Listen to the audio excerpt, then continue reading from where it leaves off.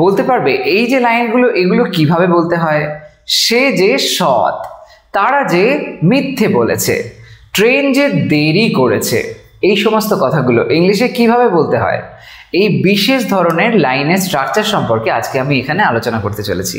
তোমরা জানো বাংলা থেকে ইংলিশে লাইন বানানোর যে সহজ সরল উপায়গুলো আছে সেগুলো নিয়ে আমি একটা ভিডিও সিরিজ কন্টিনিউ করছি, যার মধ্যে বোঝাচ্ছি কিভাবে লাইনগুলোকে ইংলিশে তোমরা সহজেই ট্রান্সলেট করতে পারো।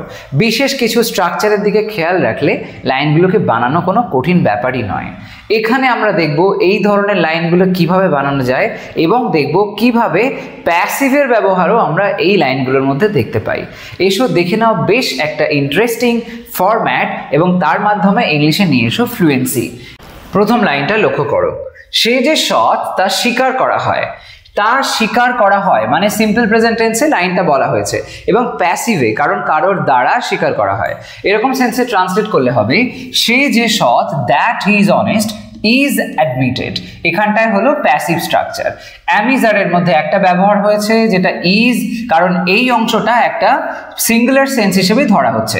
দ্যাট হি ইজ অনেস্ট এটা একটা অবজেক্ট লাইক ওয়েতে কাজ করছে, এখানে নাউন ক্লজের স্ট্রাকচার আছে এবং সেই জন্য এই অবজেক্টটাকে সিঙ্গুলার ধরে এখানে আমরা ইজ ব্যবহার হতে দেখছি এবং তারপরে ভার্বের থার্ড ফর্ম অ্যাডমিটেড, অ্যাডমিট থেকে অ্যাডমিটেড হয়েছে। তো এই স্ট্রাকচারটাকে খেয়াল করবে, এরকম দ্যাটের ব্যবহার হবে যেটা এই যে অর্থে ব্যবহার হবে এবং সেই মতন পরের অংশগুলো আমরা যেভাবে হয়েছে এখানে একই স্ট্রাকচার আমরা দেখব।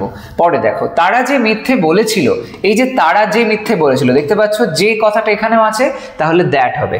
তা অস্বীকার করা হয় না, সিম্পল প্রেজেন্ট টেন্সে আবারও একবার কারোর দ্বারা অস্বীকার করা হয় না। ট্রান্সলেট করলে লাইনটা বলতে হবে দ্যাট দে লাইড, তারা যে মিথ্যে বলেছিল সেটা অস্বীকার করা হয় না, is not denied, is not denied.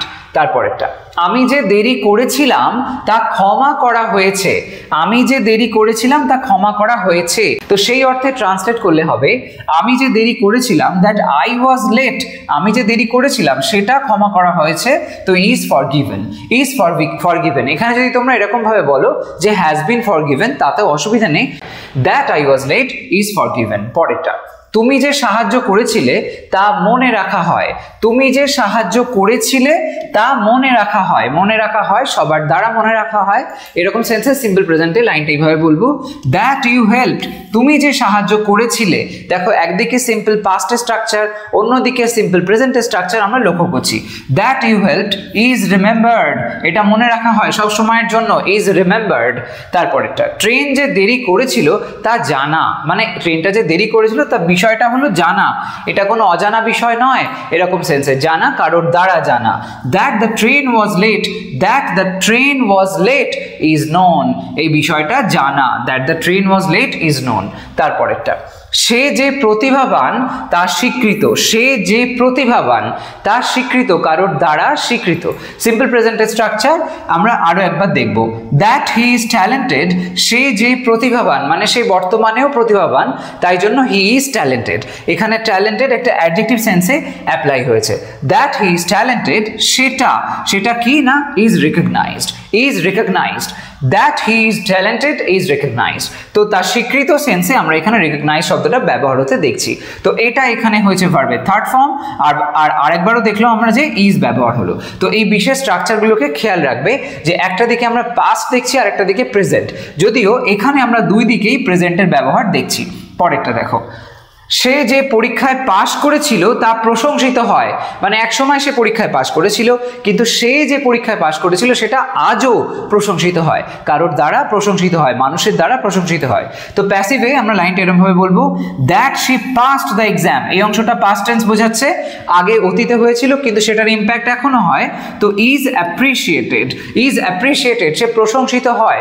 Is প্রেইজড এরকমও বলতে পারো, প্রেইজড শব্দটারও ব্যবহার করলে এখানে কোনো অসুবিধা নেই। PRAISED, প্রেইজড, প্রেইজড মানে প্রশংসা করা, এরকম ভাবে বলতে পারো। পরেরটা দেখো সে যে প্রতারণা করেছিল তা ভোলা হয়নি, সে এক সময় প্রতারণা করেছিল মানে অতীতের ঘটনা, কিন্তু সেটা আমরা কেউ আজও ভুলতে পারি না। এরকম সেন্সে তখন কি বলতে হবে দ্যাট হি চিটেড, এক সময় সে চিট করেছিল, তো এখানে পাস্ট টেন্স আসলো। That he cheated is not forgotten, এটা এখনো ভোলা হয় না, ইজ নট ফরগটেন।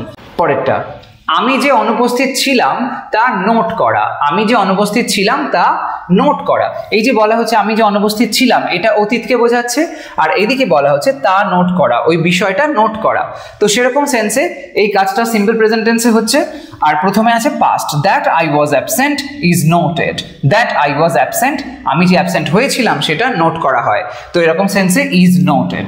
পরেরটা, প্ল্যান যে ব্যর্থ হলো তা গৃহীত হয়, প্ল্যান যে ব্যর্থ হলো তা গৃহীত হয়, সেক্ষেত্রে বলতে হবে that the plan failed, that the plan failed, ব্যর্থ হলো, ইজ অ্যাকসেপ্টেড, এটাকে গ্রহণ করা হয়, অ্যাকসেপ্ট করা হয়, that the plan failed is accepted. খবর যে সত্যি তা নিশ্চিত, খবর যে সত্যি মানে বর্তমানে সত্যি, খবর হয় সত্যি, তো সেই সেন্সে দুটো অংশেই আমরা সিম্পল প্রেজেন্টের ব্যবহার দেখব।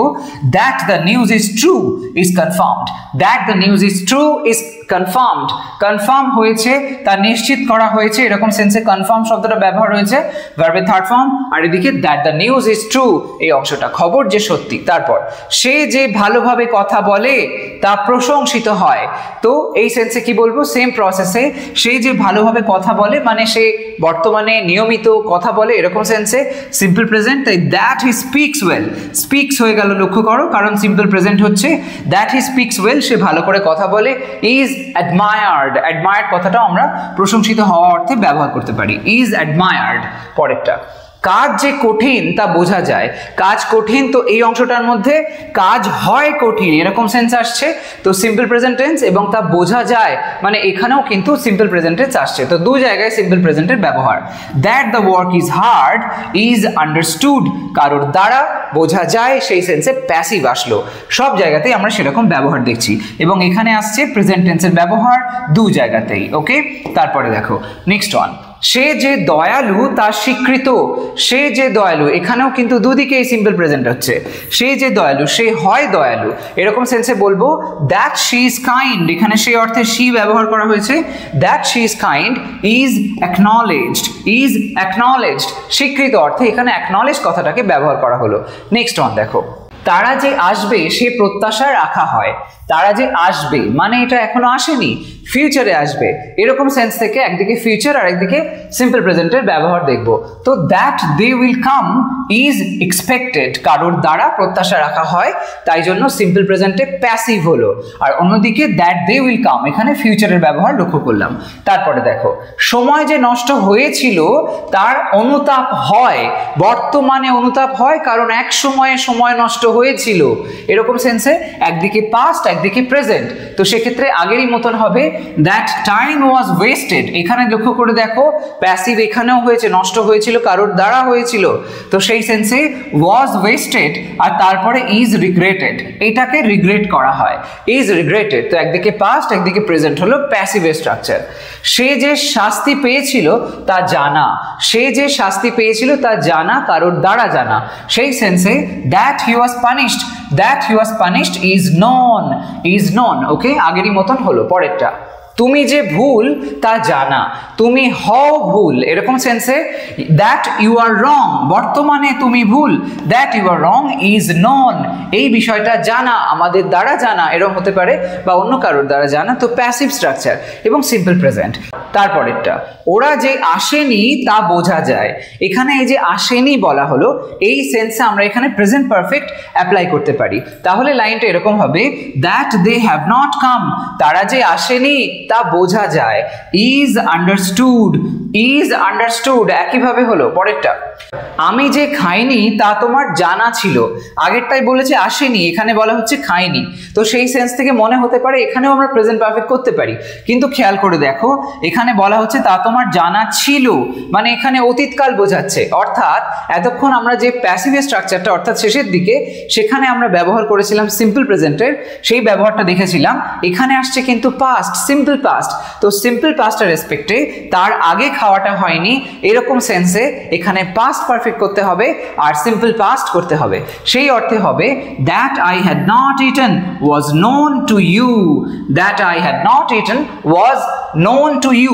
তোমার জানা ছিল, তোমার কাছে জানা ছিল, তাই জন্য এখানে টু ইউ, আমরা জানি যখন প্যাসিভ করি আমরা নো ভার্বের পরে টু এর ব্যবহার আমরা করি যখন আমাদের কাছে কিছু জানা বোঝায়, এরকম সেন্সে ইউ এর কাছে এটা জানা ছিল, সেই অর্থে টু ব্যবহার হলো, তো that I had not eaten was known to you. পরেরটা, তারপরেরটা দেখো, ওরা যে বোঝেনি তা আমার জানা ছিল।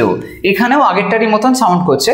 তো এই অংশটার মধ্যে যদি পাস্ট পারফেক্ট ইউজ করো তাতে অসুবিধা নেই, কিছু হবে, কিন্তু এই অংশটা সিম্পল পাস্টে বললে একটু বেটার সাউন্ড করবে। কিছু কিছু ক্ষেত্রে আমরা সিম্পল পাস্টের ব্যবহার এরকম সেন্সে করতে পারি প্রপার বা ন্যাচারাল টোনটাকে আনার জন্য। তো সেই সেন্সে এটা আমরা সিম্পল পাস্টে বললে লাইনটাকে এরকমভাবে বলবো, that they did not understand, তারা যে বোঝেনি, that they did not understand was known, তা জানা ছিল, was known। এরকম ভাবে দেখতে পেলে এই যে বিশেষ স্ট্রাকচারগুলো আমরা অতি সহজে বানাতে পারি। তো এই স্ট্রাকচারগুলোকে অ্যাপ্লাই করো এবং সেটার মাধ্যমে লাইনগুলো বানাও। কোথাও কোনো কনফিউশন হলে কমেন্ট সেকশনে অবশ্যই আমাকে জানিও। আজকের ভিডিও এই পর্যন্তই থাকছে। এটাকে একটা লাইক করতে ভুলো না, শেয়ার করো সমস্ত ফ্রেন্ডসদের সাথে। আর চ্যানেলটা এখনো সাবস্ক্রাইব না করে থাকলে ডেফিনেটলি করে নাও, কারণ এই ধরনের ইনফরমেটিভ ভিডিওস তোমরা আমার চ্যানেল থেকে পেতেই থাকবে। আচ্ছা, তবে আসি, সবাই ভালো থাকো, সুস্থ থাকো, বাই বাই।